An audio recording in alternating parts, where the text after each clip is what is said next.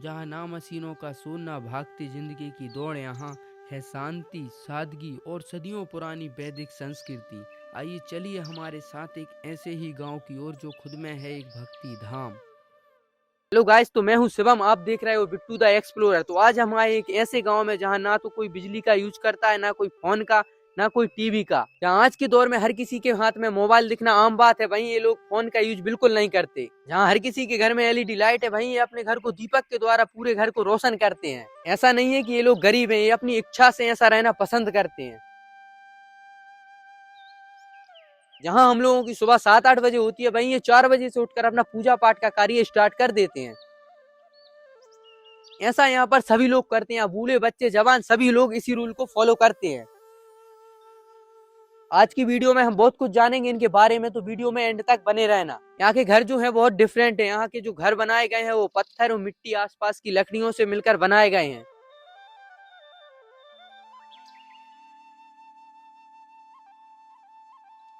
आपके घर की छत तो लीक कर सकती है, दिक्कत दे सकती है, बट यहाँ के घर की छत कभी दिक्कत नहीं दे सकती। अब यहाँ तक वीडियो देखकर आपके मन में बहुत से क्वेश्चन आए होंगे कि मतलब यहाँ का लाइफ स्टाइल कैसा है, यहाँ पर लोग कैसे रहते हैं, शादी वगैरह कैसे करते हैं, सब आपको वीडियो में आगे पता चलेगा। आप लोग यहाँ पर कब से रह रहे हो? भक्ति ग्राम की शुरुआत 2021 में हुई थी। शुरुआत में यहाँ पे 4 परिवार थे और अभी वर्तमान में 2025 चल रहा है, जी। तो 5 साल हो गया है। अच्छा, आपकी मुख्य भाषा कौन सी है? मतलब हिंदी के अलावा और कोई भाषा में बात करते हो आप लोग? वैसे तो ये मध्य प्रदेश है और हम्म। मध्य प्रदेश में जनरली हिंदी ही बोला जाते हैं। हाँ हाँ। तो अभी हम भक्ति ग्राम में भी ही हिंदी भाषा ही नहीं, मतलब ज़्यादातर। मतलब पुराने जमाने के जैसे लोग रहते हैं वो सब संस्कृत में बात जी करते हैं, इस वजह से पूछ रहे थे। हाँ, तो अभी जो भक्त यहाँ पे आ रहे हैं हम्म। उन्हें अभी संस्कृत का अभ्यास नहीं है, इस वजह से संस्कृत में नहीं बोलते हैं। अच्छा। लेकिन हमारे जो बच्चे हैं जी। उनको हम संस्कृत सिखाने का कार्य कर रहे हैं। जी। तो जो बच्चे हैं वे अपने जब पढ़ाई करते हैं गुरुकुल में, तो वहाँ पे संस्कृत का उपयोग करते हैं जी। और घर पे जो जितनी उनको आती है तो उतना वे संस्कृत में उपयोग करते आपके हैं। यहाँ मतलब सबसे बुजुर्ग कोई कौन है? यहाँ पे गौरपाद प्रभु है, जी। उनकी करीबन 70 से 75 वर्ष के बीच में उनकी उम्र होंगी। अच्छा, आपका उद्देश्य क्या है, मतलब ऐसा रहने का गांव में अलग सबसे? हमारा उद्देश्य है भगवान श्री कृष्ण की भक्ति करना जी। और भगवान श्री कृष्ण का जो कल्चर है जी। उसी को अपने जीवन में लाना। आप लोगों के पास फोन है, आप मतलब फोन वोन का यूज करते हो कि नहीं करते? हम्म। हमारी कम्युनिटी में लोगों के पास फ़ोन नहीं है, सिर्फ कुछ ही भक्तों के पास फ़ोन है। जैसे मेरे पास, जैसे मैं यहाँ मीडिया का कार्य करता हूँ जी। तो मेरे पास है, और जो यहाँ पे निर्माण कार्य करें उनके पास है, और जो एक प्रो जी है नर्बरा प्रो, वे यहाँ के मैनेजर हैं तो उनके पास है। मतलब बाकी बच्चों के पास किसी के पास फोन नहीं है? जी जी, छोटे बच्चों के पास किसी के पास फ़ोन नहीं है, और ना ही इस कम्युनिटी में स्मार्टफोन का भी उपयोग नहीं होता है। हमारे एक अलग से ऑफिस है, जी। वहाँ पर भक्तों को अगर इंटरनेट एक्सेस करना है तो वे वहाँ पे जा सकते हैं और वहीं पर अपने इंटरनेट संबंधित कार्य कर सकते हैं। जी। बाकी कम्युनिटी में स्मार्टफोन अलाउ नहीं है। आपके यहाँ विवाह की क्या एज है, किस उम्र में आपके यहाँ शादी कर लेते हैं? हम्म, जैसे गवर्नमेंट के जो नियम है कि जी।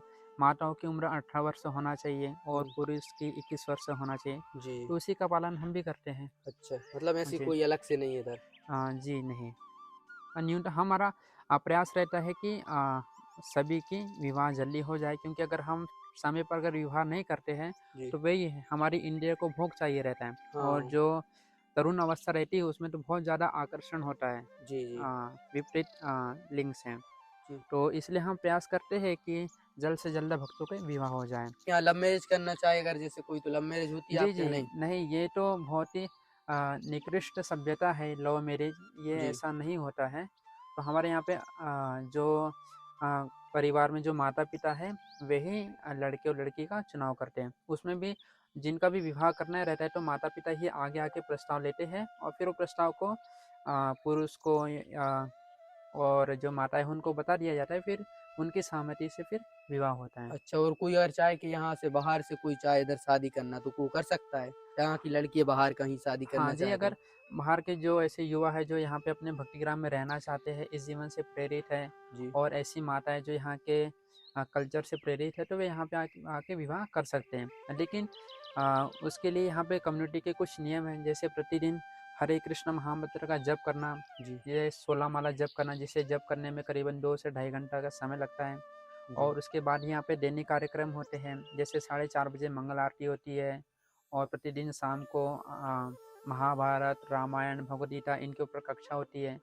तो यहाँ पे दैनिक कार्य को अटेंड करना है और साथ ही जी। जो फिर नियम है कुछ, हुँ। जैसे मांसाहार नहीं करना, जुआ नहीं खेलना, जी, जी। व्यभिचार नहीं करना, किसी प्रकार का नशा नहीं करना जी। और साथ ही चाय कॉफ़ी नहीं पीना अच्छा। और भोजन में लहसुन, प्याज ऐसी तामसिक चीज़ों का उपयोग नहीं करना। जी।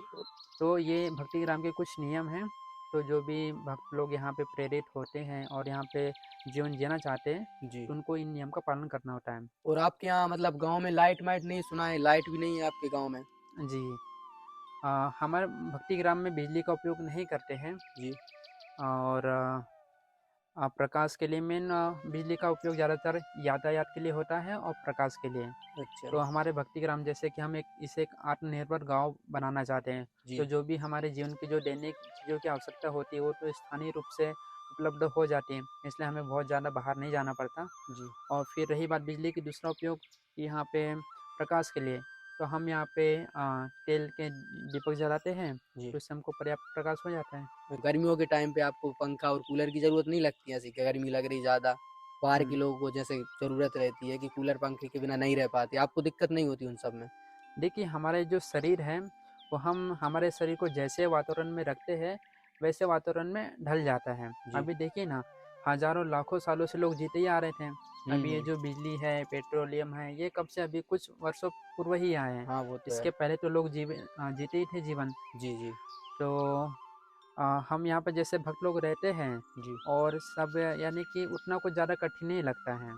जैसे कोई बीमार हो जाता है तो उसका इलाज वगैरह यहीं होता है कि उसको बाहर कहीं हुँ। डॉक्टर के पास ले जाते हैं? जी, अगर किसी भक्त की अगर तबीयत खराब हो रही है, जी। तो सबसे पहले तो हम घरेलू नुस्खे अपनाते हैं जी। और फिर घरेलू नुस्खे से अगर नहीं ठीक हो रही तबीयत, तो फिर हम आयुर्वेदा पे जाते हैं अच्छा। और फिर आयुर्वेदा से भी अगर रिज़ल्ट नहीं मिल रहा है, तो अभी यहाँ पर हमारे पास नर्मदा प्रभु जो यहाँ के मैनेजर हैं, जी। वे पेशे से पहले डॉक्टर्स थे, हुँ, तो हुँ। उनको एलोपैथी इनका भी सब नॉलेज है, अच्छा। तो वे ट्रीटमेंट वगैरह कर लेते हैं। इधर आने से पहले आप कुछ कार्य करते थे, काम करते थे? जी, सो मैं मीडिया का कार्य करता था पहले भी और इधर इधर आने से पहले? हाँ, इधर आने से पहले भी मैं मीडिया का कार्य करता था जी। और उसके साथ में मेरा एमपी ऑनलाइन का कुछ वर्क था, तो वो साथ में करता था। और मेरे ही जैसे यहाँ पे अलग-अलग भक्त लोग हैं, जो अलग-अलग पहले कार्य करते थे। जैसे जी। यहाँ पे नर्मदा प्रो, वे रसिया में जाके वहाँ पे डॉक्टरी की डिग्री लेके वहाँ पे से डॉक्टर बन के आए थे। और फिर यहाँ पर कमल शंकु है, वे जी। भी पेशे से डॉक्टर्स थे और अलग-अलग भक्त लोग हैं, तो वे अलग-अलग कार्य करते थे। जी। आपके यहाँ हुँ। ऐसी कोई घटना हुई है जहाँ की गाँव में चोरी हो गई हो? जी, नहीं, अभी तक के तो ऐसी कोई घटना नहीं हुई है, क्योंकि चोरों को भी यहाँ पर अवसर नहीं मिलता है, जी। क्योंकि भक्त लोग तो यहाँ पे बहुत जल्दी ही उठ जाना जी। और सब साधना करना, कोई जप कर रहा है, जी। कोई भजन गा रहा है, कोई कीर्तन गा रहा है, तो हमेशा 24 घंटे कुछ ना कुछ एंगेजमेंट रहता ही हाँ, है, हाँ। तो इसलिए चोरों को भी कुछ अवसर नहीं मिलता है और अभी तक की तो भक्तिग्राम में ऐसी कुछ घटना नहीं हुई है। और ऐसी कोई घटना हुई कि मतलब कोई लड़का या किसी को बाहर जाना पड़ा हो भक्ति काम छोड़ के, उसको निकाल दिया हो? जी नहीं, अभी तक के तो ऐसा कुछ नहीं हुआ, क्योंकि जो भी भक्त लोग यहाँ पर आते हैं, जी। पहले उनको 1-2 साल तो वे जहाँ पर रह रहे हैं, वहीं पर उनको रखा जाता है और जी। उनको बोला जाता है कि आप वहीं पर रहिए अपने घर पे जी। और पहले आप भक्ति संबंधित सभी पूरा नॉलेज लीजिए और फिर समय के साथ फिर वो परिपक्व होते, फिर वे यहाँ पे आते हैं। तो अच्छा। जब वे यहाँ पर आते हैं, तो यहाँ पर आने के पूर्व ही बहुत अच्छे हो जाते हैं वह। जी। उनमें जो बुरी आदतें रहती है, जो बुरे संस्कार रहते हैं, वो खत्म हो सब जाते हैं सब लगभग। छोड़-छाड़ के मतलब जी, इधर आते हैं। तो यहाँ पे जो भक्त लोग आते हैं तो बहुत अच्छी अवस्था में आते हैं, इसलिए ऐसे अभी तो ऐसा कुछ नहीं हुआ है कि किसी भक्त को यहाँ पे से भेजना पड़ा बाहर। जी। मतलब आपके यहाँ के बच्चे स्कूल वगैरह जाते हैं? हाँ, मतलब यहीं पर ही हमारे आश्रम में, भक्तिग्राम में जी। गुरुकुल है, तो वहाँ पे अभी वैसे तो ऐसी स्थिति कि यहाँ पे जो भक्तिग्राम की जो शुरुआत भी हुई है, तो जी। अभी इसको करीबन 3-4 साल, 5 साल हुए हैं। जी। तो अभी यहाँ पे जो भी परिवार आए हैं, उनके बच्चे बहुत छोटे-छोटे हैं, तो जी। अभी ऐसी उनकी स्थिति नहीं है कि उनको बाहर कुछ स्कूल वगैरह भेजना पड़े। जी। जी। तो वैसे अभी बच्चे छोटे हैं, तो उनको अच्छे संस्कार देने के लिए अभी से हमारे पास गुरुकुल हैं, जी। तो एक यहाँ पे भक्त हैं जी जो बचपन से ही गुरुकुल में रह के आए हैं, वहाँ से प्रशिक्षण उन्होंने लिया है। जी जी। तो अभी वर्तमान में यहाँ के जो छोटे बच्चे हैं उनको यहाँ पे शिक्षा देने का कार्य करते हैं। अच्छा। तो अभी ऐसे बच्चे नहीं है यहाँ पे जिनको अभी कुछ बाहर पढ़ाई के लिए भेजना पड़े। जी मतलब खाते क्या हो, ज़्यादातर क्या खाना पसंद करते हैं? देखिए वही जो आसपास से हमें जो आसानी से उपलब्ध हो जाए, जी सो हम प्रयास करते हैं कि यहाँ आसपास से जो भी आसानी से जो भी चीज़ें हमें मिल जाती हैं, हम जी ज़्यादातर उसी का उपयोग करते हैं, क्योंकि हमारा उद्देश्य है इसे एक आत्मनिर्भर गांव बनाना। जी। तो हमारा वो नहीं कि हम बाहर से बहुत दूर से अलग अलग चीज़ें लाएं और फिर उसका उपयोग करें। इसलिए बाहर की चीज़ें कुछ नहीं खाते, जैसे फास्ट फूड हो गया और सब चीज़ें दुकान से जो लेते हैं बाहर से? जी जी, ऐसा वो तो जैसे भगवान भी भगवद गीता में बताते हैं कि जो व्यक्ति जो भी ग्रहण करते हैं जी चीज़ों को, जी चाहे वो चीज़ें हो, वस्तु हो जी। या भोजन हो, तो अगर हम उसे अगर भगवान भगवान को अर्पित नहीं करते हैं, जी। तो एक प्रकार से हम पाप खाते हैं। अच्छा। इसलिए यहाँ पे हमारे घर पे जो भी भोजन बनता है, सर्वप्रथम हम उसमें भगवान श्री कृष्ण को भोग लगाते हैं, फिर उसी भोजन को जब वो प्रसाद बन जाता है तो उसे ही हम ग्रहण करते हैं। जी। कोई यहाँ से भी अगर कोई बाहर काम करता है, मतलब इधर कोई रह रहा है, वो कोई बाहर काम करता हो जैसे? जी, ऐसा हमारी कम्युनिटी में ऐसा प्रावधान नहीं है। अच्छा। तो यहाँ पे जो भी भक्त लोग रहते हैं वो भक्ति ग्राम की ही सेवाएं करते हैं। अच्छा। और जो अपना उनको जो भूमि दे दी जाती है और जी। गाय दे दी जाती है वही करते हैं।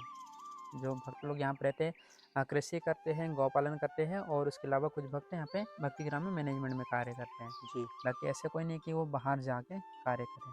आपके यहाँ पता चला है कि आपके यहाँ विदेशी कोई महिलाएं वो भी यहाँ रहती हैं, रसिया से हैं जो, वो क्या यहाँ कैसे आई? हाँ, नहीं यहाँ पे जैसे कि मैंने पहले बताया, यहाँ जी पे जो मैनेजमेंट में जो मैनेजर है यहाँ पे नर्मदा प्रभु, जी तो उनकी धर्मपत्नी जी वे जी। रसिया से हैं। जैसे प्रभु जी वहाँ पे अपने डॉक्टर की डिग्री की वहाँ पे पढ़ाई करने गए थे, तो वहीं पर से माता जी के साथ उनका संपर्क हुआ। तो अच्छा। फिर वे इस प्रकार से फिर भक्ति में आए और फिर भक्ति से अपने जो ये जो कल्चर है इससे प्रेरित हुए और अभी वर्तमान में यहाँ पे भक्तिग्राम में रह रहे हैं। जी और हम देख सकते हैं कि माता जी फॉरेन से होने के बावजूद भी वे कैसे यहाँ पे हमारी जी जो संस्कृति है इसको कितने अच्छे से पालन कर रहे हैं। जी। तो यही सब था इस गांव में। गांव का एड्रेस और गूगल मैप की लिंक मैं वीडियो की डिस्क्रिप्शन में डाल दूंगा, चाहो तो आप यहाँ पर आ सकते हैं और चाहो तो इनको कुछ डोनेट कर सकते हैं। उनकी गांव की वेबसाइट की लिंक मैं आपको वीडियो की डिस्क्रिप्शन में दे दूंगा, वहां से जाकर आप इनको कुछ भी डोनेट कर सकते हैं। जी आप इंस्टा पे फॉलो कर सकते हो, बिट्टू द एक्सप्लोरर नाम से मेरी इंस्टा पर आईडी है। तो आई होप वीडियो पसंद आई होगी। वीडियो पसंद आई तो वीडियो को लाइक और चैनल पर नए हो चैनल को सब्सक्राइब कर सकते हो और कमेंट में बताओ वीडियो आपको कैसी लगी।